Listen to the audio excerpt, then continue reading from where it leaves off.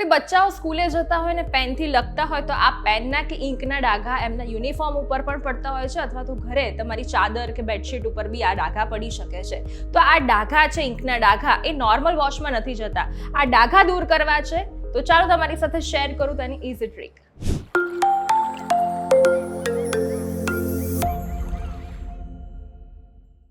Hello guys and girls, VTVGujarati.com પરથી હું છું બંસરી શાહ. ઇંકના કે પેનના ડાઘા દૂર કરવા છે તો શું કરવાનું છે? તમારે જે પણ કપડા ઉપર એ ડાઘા પડ્યા હોય એટલા પોર્શનને જે ડેટોલ એન્ટીસેપ્ટિક આવે છે એનાથી સહેજ પલાળવાના છે. એટલે એના ઉપર તમે થોડુંક રેડી દેવાનું છે, 2-3 મિનિટ રાખવાનું છે ને એને 4-5 મિનિટ હાથથી સહેજ રબ કરશો એટલે ધીમે ધીમે આ ડાઘા છે ઓછા થવા લાગશે.